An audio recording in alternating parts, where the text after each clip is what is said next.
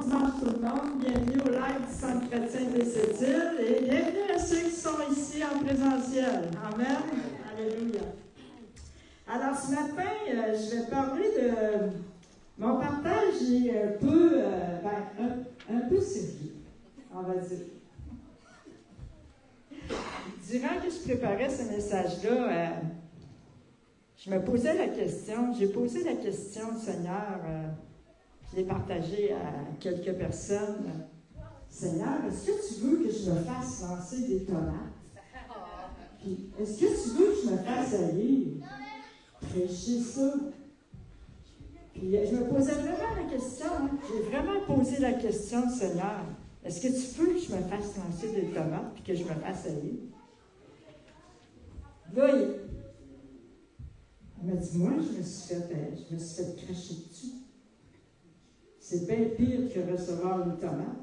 C'est insultant de se faire cracher dessus. Vous êtes-vous déjà fait cracher dessus? Je connais quelqu'un qui a parlé de Jésus à quelqu'un. Puis la personne, elle a craché d'en face de l'autre, de celle qui lui parlait de Jésus. Elle a craché dessus. C'est insultant de se faire cracher dessus. Mais la personne qui parlait de Jésus, elle vivait ce que Jésus avait vécu. Quand tu parles de Jésus, tu peux être, toi aussi. Est-ce qu'on peut appeler ça de la persécution? On peut appeler ça comme ça. Mais tu peux être aussi haï comme Jésus était. Maintenant, est-ce que ça doit nous empêcher de parler de Jésus? De peur d'être haï, de peur d'être rejeté, de peur de perdre notre réputation? Parce que Jésus a tout vécu ça. Et c'est ce qui me ramenait. Tu as peur de te faire lancer des tomates. Tu as peur d'être haï. J'ai été haï. J'ai été trahi. J'ai été rejetée. J'ai dit, OK, Seigneur, moi, ce que je veux faire, c'est ta volonté. Moi, je suis un canal vide. C'est ce que je suis. C'est ce que je veux être. C'est toujours ma prière. Seigneur, moi, je veux être un vaisseau vide par lequel tu passes. Le reste, je ne peux pas le faire. C'est le Saint-Esprit qui le fait. C'est le Saint-Esprit qui convainc. C'est le Saint-Esprit qui fait une œuvre en vous. Moi, je ne fais qu'être un canal vide. C'est ce que je veux être. C'est ma prière. Être vidé de moi-même afin que le Saint-Esprit passe à travers moi. Et puis, c'est vraiment le désir de mon cœur. C'est vraiment d'être un vaisseau vide dans ses mains. Et puis je sais que à quel point souvent on n'est pas vide de nous-mêmes. Il y a des fois que je me sens pas vide de moi-même. À ce moment-là, je me repens. Je dis, Seigneur, mon désir, c'est d'être vide de moi-même pour que tu prennes toute la place. Que tu coules à travers moi. Tu passes à travers moi. Alors, le désir de mon cœur en amenant ce message-là ce matin, c'est vraiment ça, que le Saint-Esprit agisse et fasse une œuvre. Je crois, dans les temps qu'on vit, dans les derniers temps, que l'onction de Jean-Baptiste est de retour. Je crois que le message de Jean-Baptiste revient pour les jours qu'on vient et qu'on vit et qu'on va vivre et à faire le retour de Jésus. Je ressens vraiment ça fort. Ce matin, c'est ce que je ressentais. Que l'onction de Jean-Baptiste est de retour pour la fin des temps et avant le retour de Jésus. Quelle est l'onction de Jean-Baptiste? Repentez-vous. car le royaume des cieux est proche. Et je crois qu'on est là. Je crois que cette onction-là revient. La semaine passée, j'ai enseigné sur la foi en Dieu et que la foi et la repentance étaient inséparables. Vous vous en souvenez, pour ceux qui étaient ici ou pour ceux qui ont suivi, j'ai enseigné là-dessus. Et ce matin, je vais continuer avec la repentance des œuvres mortes. Alors, voilà pourquoi j'ai dit, s'il y a quelqu'un qui a des tomates, il va me lancer. Parce que la repentance, ce n'est pas un message qui est moderne. On n'entend plus beaucoup parler de repentance, si vous avez remarqué. En tout cas, si vous allez dans des églises. On n'entend plus beaucoup parler de repentance. On entend parler beaucoup de la révélation de l'amour du Père. C'est très bien, c'est super. Les gens ont besoin d'amour, ont besoin d'entendre la révélation de l'amour du Père. Mais la révélation, l'amour du Père doit nous amener à une réelle repentance. Et la révélation de l'amour du Père ne met pas de côté la repentance. Et je trouve qu'à quelque part, l'amour, la révélation, la prédication de l'amour du Père, oui, il faut la prêcher, mais il ne faut pas oublier la repentance. C'est doctrine, c'est cette doctrine-là.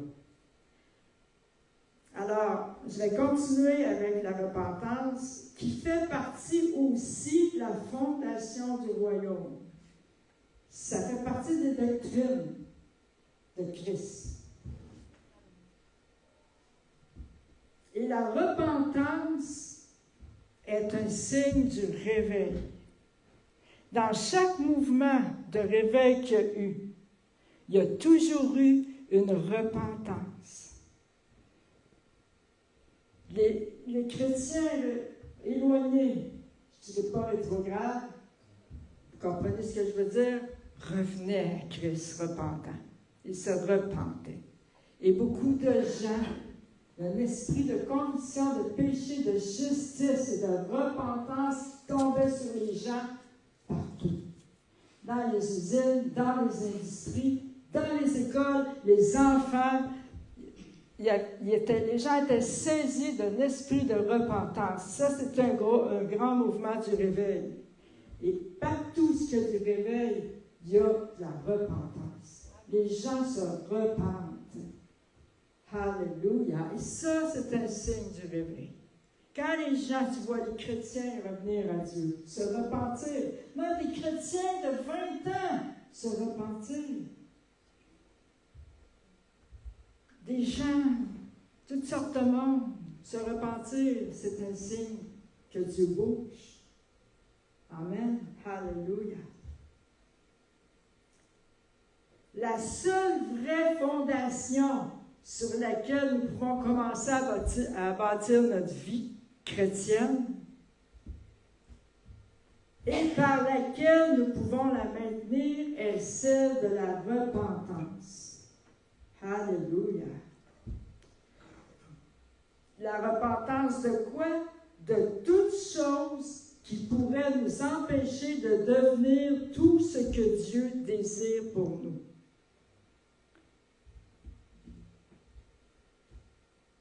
Et la repentance est un style de vie. C'est pas quelque chose qu'on a fait une fois. Oui, on l'a tous fait à notre nouvelle naissance, je vais en parler tantôt, au début. Mais la repentance, c'est un style de vie. Ça fait partie du style de vie d'un croyant. Et nous devons garder un cœur prêt à s'humilier devant Dieu. Tout au long de notre marche chrétienne. Nous devons garder un cœur qui est prêt à s'humilier devant Dieu. J'aimerais lire un verset clé ce matin, Marc 1, 15. Le temps est accompli et le royaume de Dieu est proche. Repentez-vous et croyez à la bonne nouvelle. Et c'est encore bon pour aujourd'hui. Dieu veut souffler encore un esprit de conviction, de péché, de justice sur le monde, sur les nations. Alléluia. Ça ne fait pas partie du passé, ça. Ce n'était pas seulement pour le temps des apôtres. C'est encore aujourd'hui. Aujourd'hui, on en a besoin plus que jamais. Alléluia. Comment le monde est rendu, comment le péché augmente, comment ce qui est mal est appelé le bien aujourd'hui dans le monde, et ce qui est bien est appelé le mal. On a besoin de, comme jamais, un mouvement du Saint-Esprit, un mouvement de repentance. Amen, de conviction, de péché, de justice et de repentance. Il y a eu des réveils où les gens tombaient à genoux à l'usine, où ils travaillaient n'importe où, saisis par un esprit de repentance, de conviction, de justice et de repentance. Et ces gens-là n'avaient pas nécessairement entendu l'Évangile. L'Esprit de Dieu tombait. Un esprit de conviction, de péché, de justice et de repentance. Amen. Et c'est de ça qu'on a besoin. On veut faire des programmes pour que les gens viennent à Jésus, mais c'est de ça qu'on a besoin. Que l'Esprit de Dieu vienne avec puissance et que l'Esprit de Dieu convainc de péché, de justice et de repentance. C'est de ça qu'on a besoin de prier et c'est de ça qu'on a besoin encore aujourd'hui, comme jamais avant son retour. On a besoin de préparer le chemin du Seigneur en annonçant que Jésus revient bientôt et en prêchant de se repentir. Alléluia, Jésus. Il y a une manière de le faire, bien sûr, mais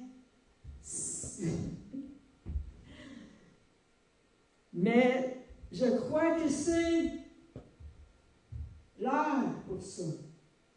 Alléluia, Jésus. Je crois vraiment que on entre dans un temps de l'onction de Jean-Baptiste qui vient sur nous. Alléluia.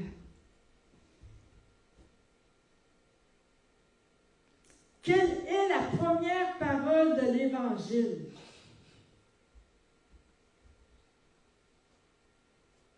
Repentez-vous. La seconde parole, croyez. Mais on pourrait mettre croyez la première ou vice-versa. Comme je disais la semaine passée, ils sont inséparables, ça va ensemble. La foi, la repentance. C'est les deux premières paroles de l'Évangile. Croyez et repentez-vous. Wouh! Alléluia! Et l'Évangile n'a pas changé. Est encore le même. Quand je lis les mêmes versets, c'est encore écrit « Repentez-vous ». C'est pas parce qu'on est en 2025 que le message de l'Évangile a changé. Ce n'est pas « repens-toi » comme option ou comme suggestion. Parce qu'aujourd'hui, on dirait que Jésus, tu peux juste le rentrer dans ta vie comme option. C'est cool, comme avec le reste. Ou que le message de la repentance, c'est une suggestion. Si tu veux, si ça te tente, si ça te dérange, ça ne te dérange pas trop. C'est vrai? C'est souvent prêcher comme ça. On n'ose pas prêcher des choses de peur de déplaire. Parce qu'on connaît trop la pensée du monde. On connaît trop la pensée du système de ce monde. Mais le message est le même. L'Évangile n'a pas changé. L'Évangile n'est pas dilué. Elle a été beaucoup diluée dans les années qu'on vit. Mais l'Évangile, moi, quand je la lis, elle n'est pas diluée. Même si je prends de Passion Translation ou que je prends n'importe quelle traduction, ça parle encore de la même chose. Amen. Amen. Alléluia, Jésus. Ah. Le message donné par Jean-Baptiste, quand on parle de l'onction de Jean-Baptiste, Jean-Baptiste, en passant, s'était décapité. Quand je pensais à ça, j'ai dit, Seigneur, tu veux que je prêche un message sur la repentance? Jean-Baptiste s'est fait décapiter!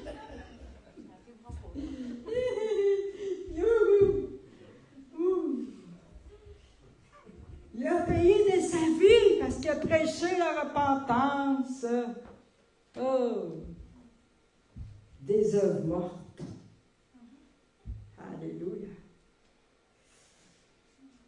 Alors, le message donné par Jean-Baptiste pour préparer le monde à la venue de Jésus était la repentance. Matthieu 3, 1 à 3. À ce temps-là, parut Jean-Baptiste prêchant dans le désert de Judée. Il disait, « Repentez-vous, car le royaume des cieux est proche. » Amen. Alléluia. Jean est celui qui avait été annoncé par Isaïe le prophète lorsqu'il dit, c'est ici la voix de celui qui crie dans le désert. Préparez le chemin du Seigneur, aplanissez ses sentiers. Nous aussi avant son retour. Alléluia. Verset 8. Produisez donc du fruit digne de la repentance. Alors, on voit ici que la repentance produit du fruit. Et c'est ainsi qu'on reconnaît l'arbre et ses fruits. On reconnaît l'arbre et ses fruits. On n'est pas Dieu pour lire à l'intérieur et savoir si quelqu'un est sauvé et tout ça, mais on voit les fruits de la repentance dans la vie de quelqu'un. Amen. Le premier message que Jésus a prêché comme étant un prérequis pour entrer dans le royaume de Dieu était la repentance. Et on le voit souvent dans les évangiles. Marc 4, 17. Dès ce moment, Jésus commença à prêcher et à dire, « Repentez-vous, car le royaume de Dieu est proche. » On pourrait dire, « Repentez-vous, car son retour est proche. » Alléluia. Oh, le message apporté par les disciples partout où il allait était le message de la repentance. Marc 6, 7 à 13. Alors il appela les 12 et il commença à les envoyer 2 à 2 en leur donnant pouvoir sur les esprits impurs. Il leur prescrivit de ne rien prendre pour le voyage, si ce n'est un bâton, de n'avoir ni pain, ni sac, ni monnaie dans la ceinture, de chausser des sandales et de ne pas revêtir 2 tuniques. Hey, aujourd'hui, nous autres, si on s'en va évangéliser, là, on veut avoir un hôtel 4 étoiles.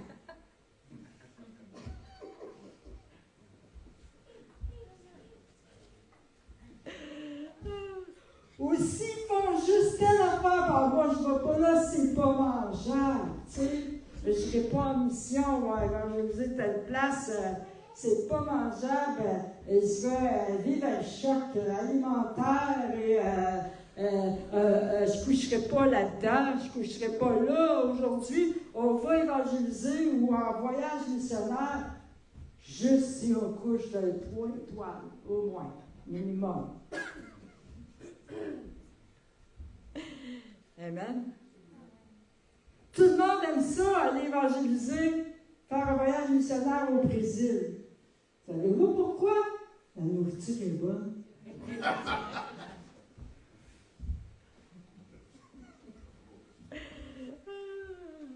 les intentions sont bonnes, tu sais, partir en mission.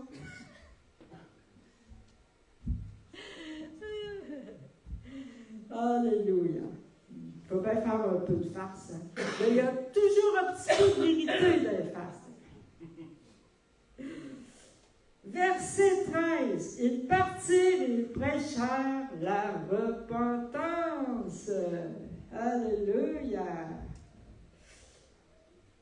Après l'effusion du Saint-Esprit, à la Pentecôte, le sermon de l'apôtre Pierre était un de repentance. Vous pouvez le lire, c'est dans Actes 2, 38 à 39. Je ne le lirai pas parce que j'ai beaucoup de versets, mais c'était un sermon de la repentance après l'effusion du Saint-Esprit. Ils étaient remplis du Saint-Esprit, ils ont prêché la repentance. Alléluia! Et il y a eu plein de monde qui les ont suivis, qui ont été sauvés après son message. C'était vraiment une onction qu'il y avait. Une conviction de péché de justice que les gens avaient, que je crois que Dieu ramène, que Dieu va ramener.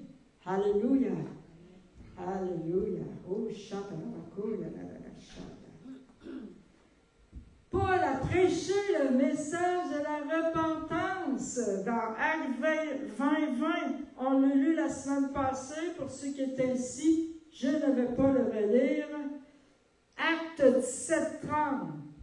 Dieu, sans tenir compte des temps d'ignorance, annonce maintenant moi j'aime le maintenant. Quand c'était écrit, est-ce que c'était en 2025? Mais maintenant, ça veut dire maintenant. Quand il a écrit maintenant, là, c'était maintenant. Peu importe l'époque, c'était maintenant. Amen. Alléluia. Parce qu'il dit, sans tenir compte des temps d'ignorance, annonce maintenant. Il annonce maintenant à tous les hommes, en tout lieu, qu'ils aient à se repentir. Parce qu'il a fixé un jour où il jugera le monde selon la justice. Par l'homme qu'il a désigné, Jésus, ce dont il a donné à tous une preuve certaine en le ressuscitant des morts. Alors, c'est bon, hein? La repentance est le premier pas dans la vie du croyant. Amen. Amen. Est-ce que vous êtes tous repentis? Oui. Amen. Ici, on parle de la vraie repentance. Parce qu'il y a une vraie repentance. Si cette fondation-là de la repentance n'est pas bien établie dans nos vies, toute la structure va être ébranlée. Et on va être incapable de tenir ferme face aux épreuves qui vont arriver. Vous pouvez lire ça dans Luc 6, 46 à 49. Je ne le lirai pas. Mais la repentance est une fondation sur laquelle nous devons bâtir nos vies. Premièrement.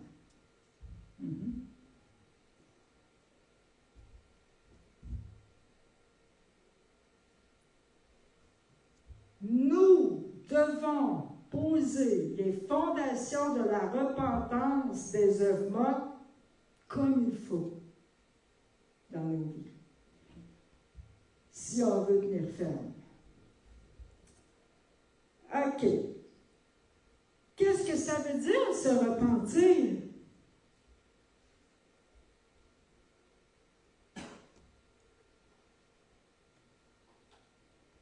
Le mot repentance veut dire de changer la façon qu'une personne pense.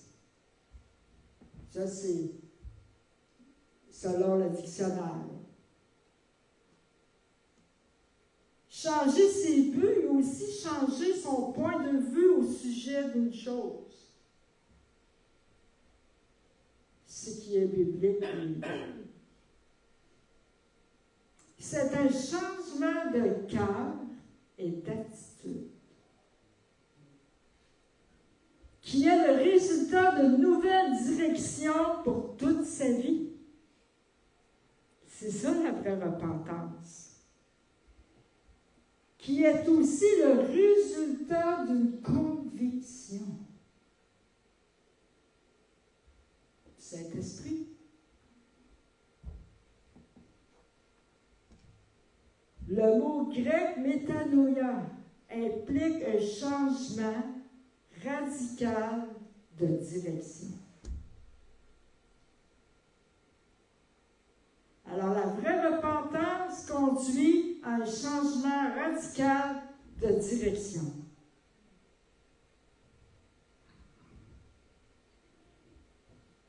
La vraie repentance, c'est un abandon de cœur et de l'intellect, de toute controverse avec Dieu. Hein? Au sujet de toutes choses. Un abandon du cœur de toute excuse pour justifier le péché. C'est profond, la vraie repentance. Ça va profond, ça va loin. Ce n'est rien de superficiel, la vraie repentance.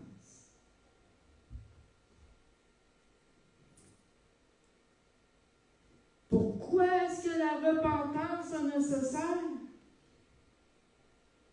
À cause de la chute d'Adam, le premier homme. Eh oui, c'est un homme. C'est Ève qui l'a. C'est Ève qui a vu la pomme. Mais c'est Ève le chef. Adam. Bon, c'est vrai qu'aujourd'hui, les femmes sont beaucoup les chefs. Mais c'était à cause de la chute. Je vais lire selon ce qui est écrit. À cause de la chute d'Adam, le premier homme. À cause du péché, parce qu'il y a un désir dans le cœur de l'homme qui est là, dans la pensée de l'homme, de marcher dans ses propres voies et de se rebeller contre les voies de Dieu. Parce que chaque personne s'est détournée des voies de Dieu pour ses propres choix. Romains 3, 23. Car tous ont péché et sont privés de la gloire de Dieu. Personne ne peut dire qu'il a été sans péché. Et on entend ça beaucoup, hein? Des gens qui disent je n'ai pas besoin de repentance. Moi, je suis correct. Ma vie est correcte. Ben, j'ai la foi en Dieu. Ben, je crois en Dieu. Puis, j'ai pas tué. J'ai pas volé. J'ai pas fait telle chose. J'ai pas besoin de me repentir. Dieu, il est en train de dire qu'il faut que tu aies tué. Puis tu aies volé pour te repentir. Il dit que chaque personne s'est détournée des voies de Dieu. Il dit tous ont péché et sont privés de la gloire de Dieu. Alléluia. Il n'y a aucune propre justice dans ce verset-là. Aucune justice propre ne peut sauver quelqu'un ou ne peut te faire pénétrer là-haut. Aucune justice propre. C'est parce qu'en lui-même, l'homme n'a pas le pouvoir de vivre une vie qui plaît à Dieu. On ne peut pas par nous-mêmes.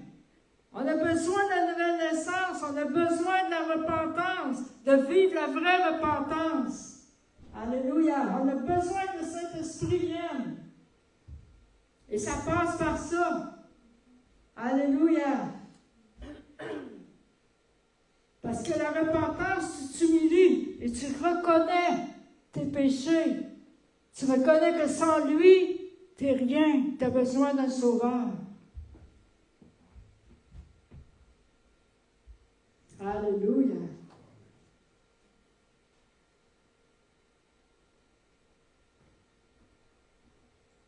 OK, quelques concepts faux au sujet de la repentance. Le problème à propos de ces concepts-là, c'est que si nous les acceptons dans nos vies, vont nous empêcher d'expérimenter la vraie repentance. Parce que ces concepts-là vont devenir des forteresses dans tes pensées ou en toi et deviennent un homme fort dans ta vie, comme on dit. Pour être plus clair, ça devient comme un homme fort dans ta vie. Et ça va t'empêcher de vivre la vraie repentance. Si tu crois que Dieu est ben trop amour pour que tous ne soient pas sauvés, peu importe ce qu'ils font, faux concept.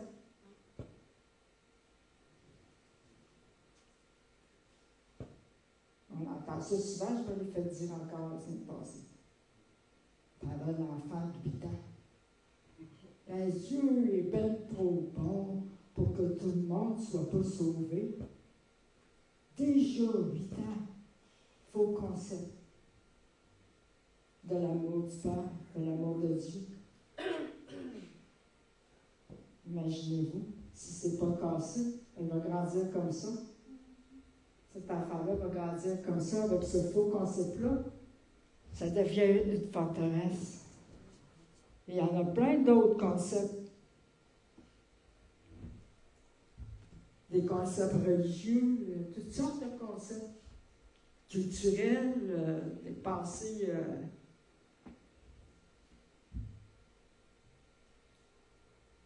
Une vraie repentance n'est pas seulement la conviction du péché.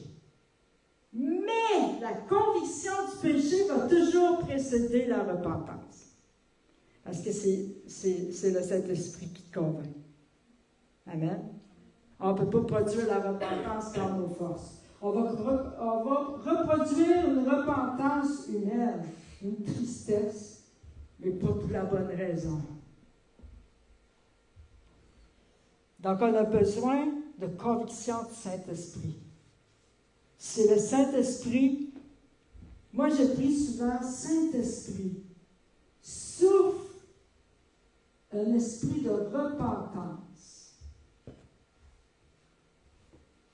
Fais-nous le don de la repentance, encore une fois. Fais-nous grâce de la repentance, Seigneur. Viens briser toute justice propre dans nos vies. Parce que même si ça fait des années qu'on est chrétien, même encore, des fois c'est encore plus dangereux d'avoir de la justice propre. Parce que tu te dis, je suis un chrétien.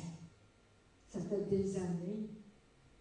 Voyons, je connais la Bible. Je vais à l'église, je paye ma dîme, etc., etc.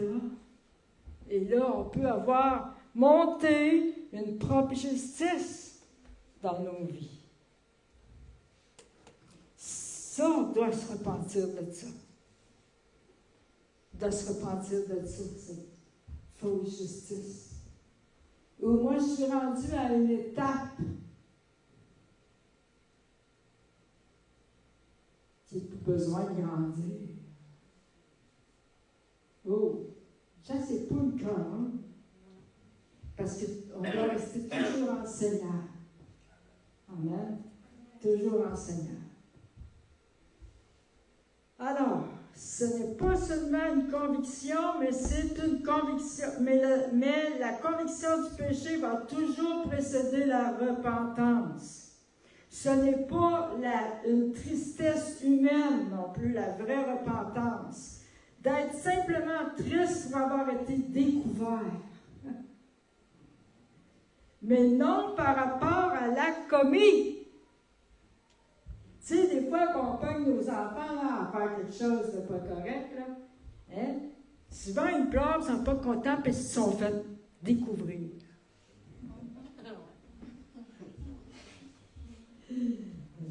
Mais ils ne sont pas vraiment repentants d'avoir commis cette chose-là. Ils ont juste hâte de recommencer, tu sais.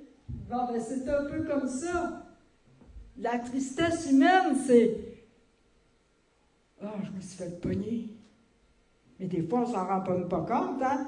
On pense comme ça, c'est là, puis oh! Là, tu t'arranges après ça pour pas t'en faire pogner. Oh, la prochaine fois, je ne me ferai pas pogner. Oui, je vais m'arranger pour me faire voir. Mais Dieu voit tout, de toute façon. Ou je vais m'arranger pour jamais me remettre dans une situation comme ça, en me faisant pogner.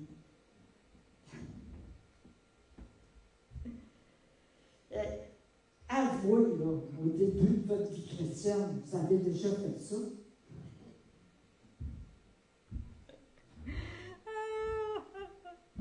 Les bébés font tout ça.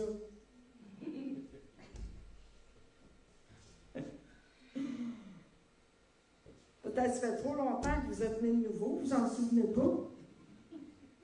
Moi, je m'en souviens. Que je suis né de nouveau, même si ça fait 37 ans. Au début, quand je suis venu au Seigneur, je m'en souviens, moi. J'ai déjà fait ça quand j'étais bébé. Alors non, tu sais. Jusqu'à temps que l'esprit de repentance me saisisse pour cette chose-là. Sérieusement. J'ai changé de tact. Amen.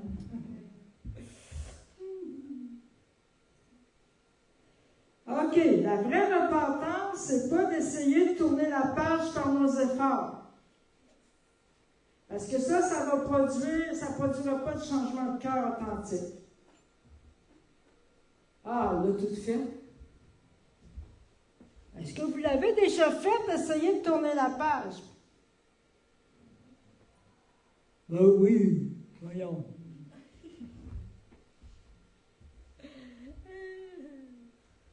Oh, on va déménager telle place, comme ça va tourner la page. Mais ce que tu as dans toi, tu traînes, hein? Peu importe où tu es. À moins que ce soit Dieu qui te dirige à le faire. Mais j'en ai déjà entendu qui te parlaient comme ça pour juste... mais les choses en revenaient, les rattrapaient. S'il y a des choses pas réglées dans nos vies, peu importe où on est, ça va nous rattraper.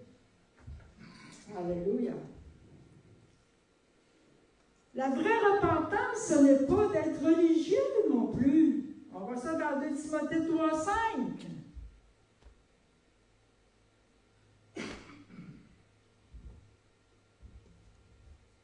La vraie repentance n'est pas non plus la foi mentale. J'en ai parlé la semaine passée. Une foi mentale, c'est simplement d'accepter ou de consentir à un ensemble de dogmes ou de doctrines sans un changement de cœur et de vie. Savais-tu que quelqu'un peut faire ça? J'en ai vu aussi. Quand tu parles avec eux, tu t'en rends compte. Tu peux consentir à tout ça sans avoir vraiment vécu un changement de cœur. Une réelle repentance dans ta vie. Ça revient à vivre une religion, finalement. Oui.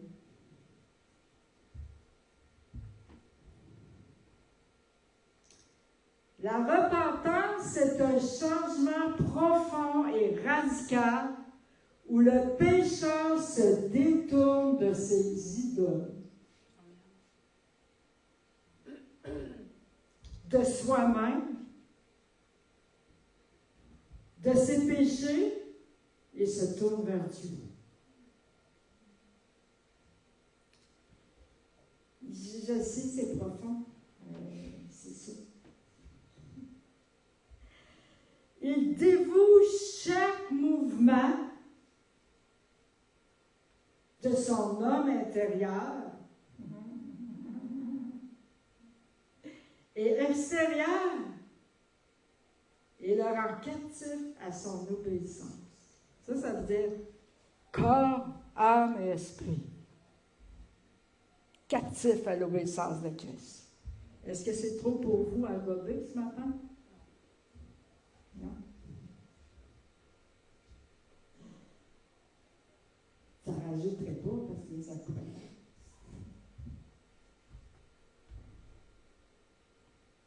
Tu dévoues chaque mouvement de ton homme intérieur, chaque département, chaque chose et extérieure, puis tu les rends captifs à son obéissance. C'est une capitulation totale.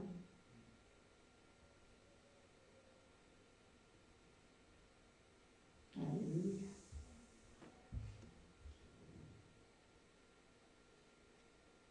OK. Quels sont les fruits d'une repentance authentique? Une tristesse venant de Dieu authentique à cause du péché. Ça, c'est un fruit.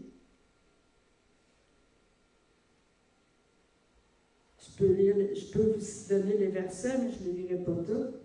Ça, c'est dans 2 Corinthiens 7, 9, 11. C'est une confession du péché et une imploration de la miséricorde de Dieu.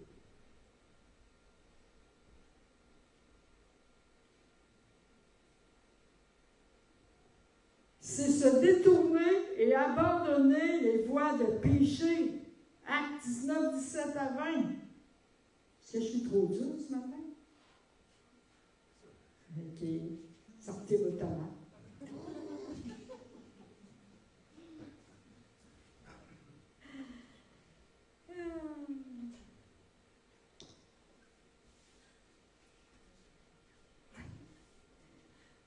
C'est une haine du péché. Ézéchiel 36, 31, 38. Je vais vous faire un petit témoignage. Peut-être qu'il y en a qui l'ont déjà entendu, mais comment Dieu peut donner le dégoût du péché ou d'un péché en particulier. On était sur la route, on s'en allait dans une conférence de femmes, et puis on est arrêté dans un restaurant. Vous l'avez déjà compté, hein, je pense. On est arrêté dans un restaurant, et puis il y avait un homme qui était assis tout seul à sa table, et puis il regardait les femmes qui rentraient surtout, mais on était juste des femmes quand on est rentré. Il regardait les femmes qui rentraient, puis il dévisageait des pieds à la tête, et puis moi je me suis retournée, je l'ai regardé. Puis quand je l'ai vu, j'ai vu un gros démon derrière lui comme ça. Non, mais lui était tout beau, là. Mais qu'est-ce qu'il chevauchait? C'était laid. Ouf! C'était galeux, comme un crapaud, là, puis comme les vieux dinosaures qu'on voit dans les films. C'est quasiment indestructible. Il y avait la bouche, la bouche, pas une bouche, c'était une gueule, rendue là, grande, plein de barbe, sale. C'était comme gluant. S'il y avait sur lui, là, c'était comme gluant. Puis c'était très repoussant, très laid, très dégoûtant. Et hier, je regardais. Je ne sais pas si lui pensait que je le regardais, mais moi, je regardais le démon que je voyais, là, tu sais. Et lui, il faisait de l'œil, là, tu sais, aux femmes. Tu sais. Il était, le Seigneur me dit, c'est un esprit de séduction. Oh, j'ai trouvé ça tellement dégueu. J'ai dit, mon Dieu, à chaque fois que je vais voir quelqu'un avec un esprit de séduction, je vais voir ça. J'ai dit, non, mais vous le ressentez, hein, l'esprit de séduction, je ne sais pas si ça vous est déjà arrivé de ressentir ça. Ah, mon Dieu, j'ai eu le dégoût après. S'il m'est arrivé d'autres fois que j'ai vu des choses et que j'ai eu le dégoût, C'est la haine du péché et la crainte de l'Éternel aussi. La crainte de l'Éternel, c'est de ne pas aimer ce qu'il n'aime pas. La haine du péché, c'est de ne pas aimer ce que Dieu n'aime pas. Il aime la personne. Il nous aime, nous, mais il n'aime pas le péché.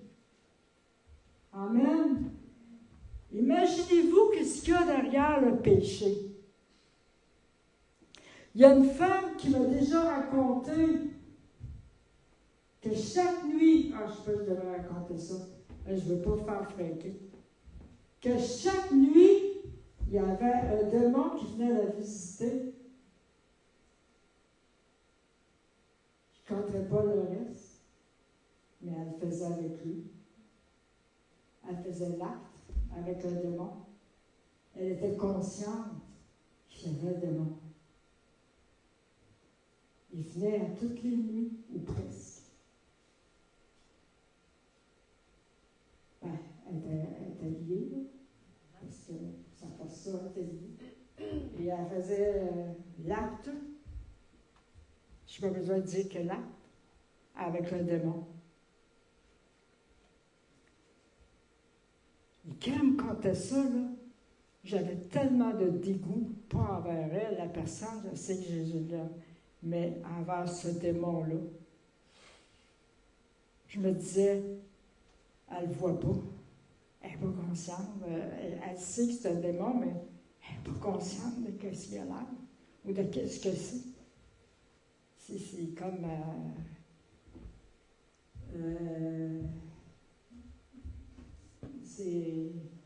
les démons existent.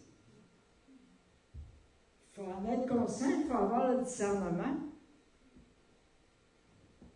Puis si ça vous arrive, dites ça tout de suite au nom de Jésus. Acceptez pas ça.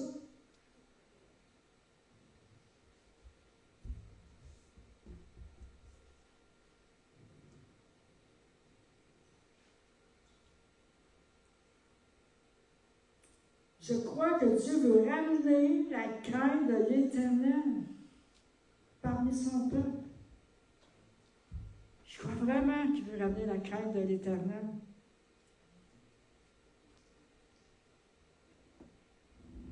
En 2025, dans les années 2000, beaucoup de complaisance, beaucoup d'influence du monde dans les églises,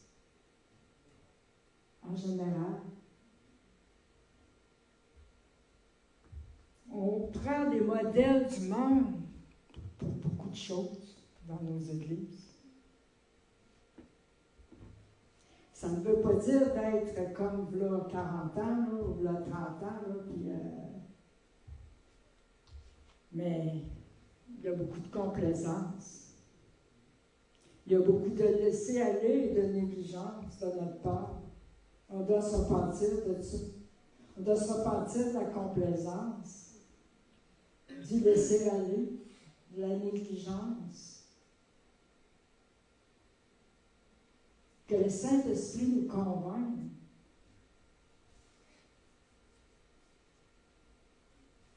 Alléluia. Alléluia. La vraie repentance aussi, c'est se tourner vers la justice.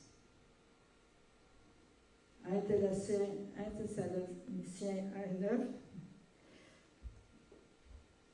C'est aussi une restitution du mal qu'on aurait pu faire si cela est possible. On voit ça dans Luc 19:8. Quels sont les résultats d'une repentance authentique? Une grande joie dans le ciel. Amen. Alléluia. Alléluia. Il y a pardon et rémission des péchés. Isaïe 55:7. Avez-vous été pardonné? Il y a une grande joie dans le ciel quand vous avez été sauvés. Amen. Il y a un grand rafraîchissement de la part du Seigneur. il y a une purification de la conscience. Notre conscience devient pure. Donc, en conclusion, pour faire un petit résumé, la repentance est nécessaire si nous voulons être fondés sur le roc en Jésus-Christ. Comme je l'ai dit tout à l'heure. Amen. Sans repentance, on n'est pas bien fondé sur le roc en Jésus-Christ. Alléluia. La repentance débute lorsque nous acceptons Jésus comme notre Seigneur et Sauveur. Mais elle continue d'être importante dans le processus de sanctification. Parce qu'on est en processus de sanctification. Alléluia.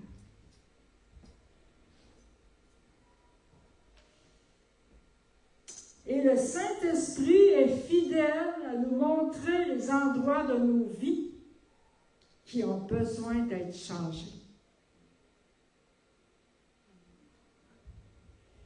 Et lorsque ça arrive, nous devons obéir.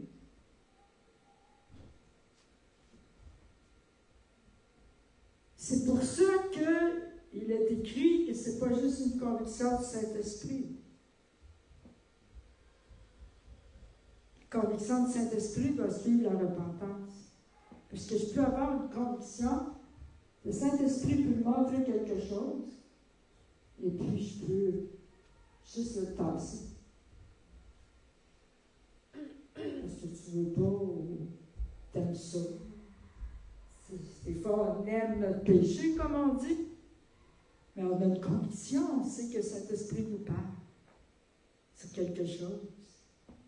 Mais on aime notre péché. On aime ça. C'est pour ça qu'on a besoin de la haine du péché. C'est pour ça qu'on a besoin de la crainte de l'Éternel. Et c'est pour ça aussi, des fois, Dieu nous montre des démons pour nous montrer de quoi ça a l'air. Tu sais, hey, regarde, tu veux-tu prendre plaisir avec eux autres? Non, tu sais. Mais c'est plein de démons dans les choses du monde. Tu vas-tu prendre plaisir avec eux? Est-ce que tu vas manger à la même table que les démons? Puis la même table que le Seigneur? Non? Alléluia. Tu vas prêcher la bonne nouvelle, mais tu ne vas pas manger à la même table que les démons. Puis la table du Seigneur en même temps.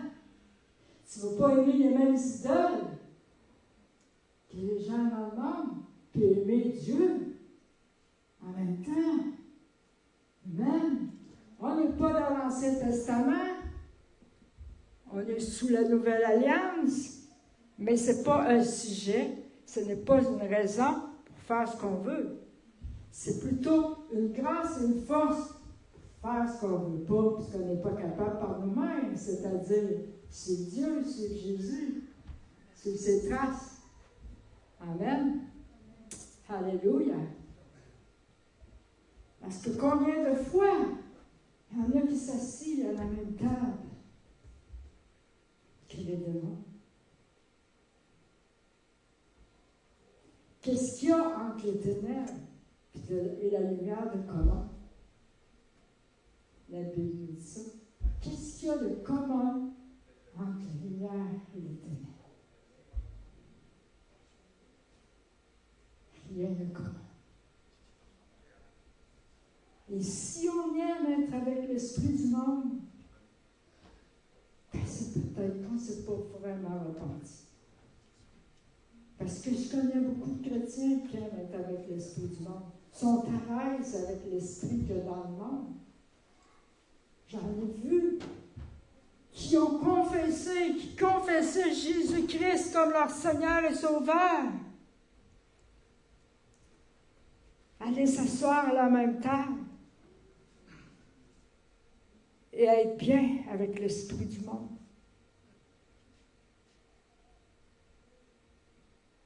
Ce n'est pas la réelle repentance.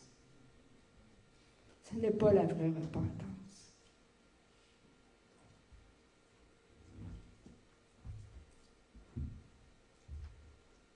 L'esprit du monde n'est pas le même esprit que Jésus. Il n'y a pas de compatibilité. Pour prêcher la bonne nouvelle, prêcher Jésus, aimer les gens. Je ne dis pas de ne pas aimer les gens, de ne pas parler à personne, parce que toi, tu es dans une race supérieure. C'est pas de ça que je parle. Là. Parce que toi, tu es mis à part, je suis dans une race. Non, non. Comprenez ce que je veux dire? On ne s'assied pas à la même table que les démons. On n'adore pas les mêmes dieux que les gens dans le monde.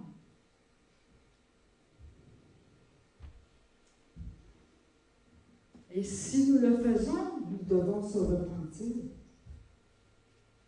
Je prie qu'un esprit de conviction tombe sur vous si vous le faites. Amen. Et que vous vous repentiez. Et je ne parle pas juste pour vous autres, moi aussi. J'ai des choses que je dois changer.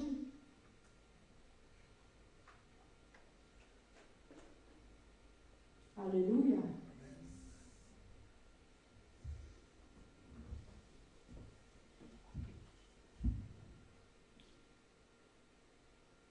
Chaque croyant doit être prêt à répondre dans la repentance aussi souvent que le besoin se présente. C'est pas parce que je suis chrétienne depuis 37 ans que je n'ai pas à me repentir. Si Dieu me demande des choses.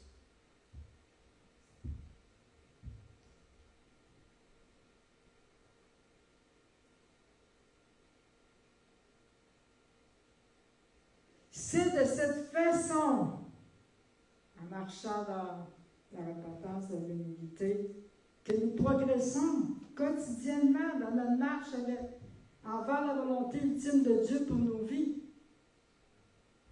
Il doit garder un cœur humble.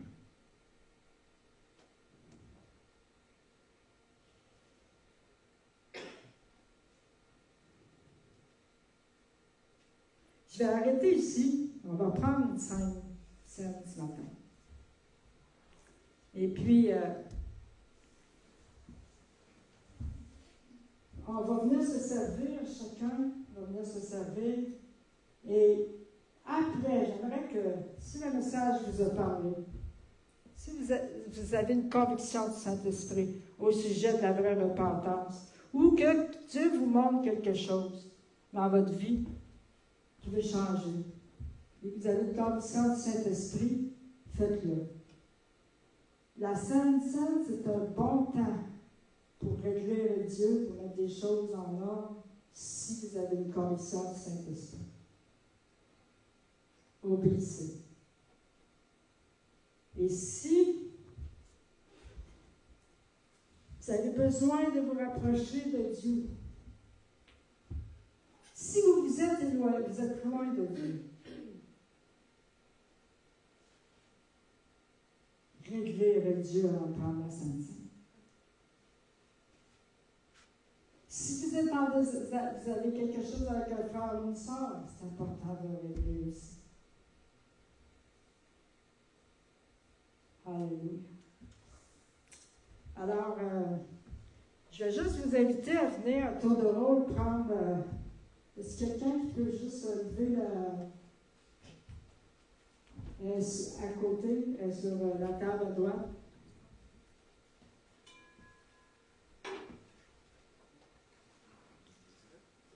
Nous, on va prendre la Sainte-Sainte et vous, si le message vous a parlé en ligne, je vous invite tout simplement à vous repentir. Amen. Que Dieu vous bénisse.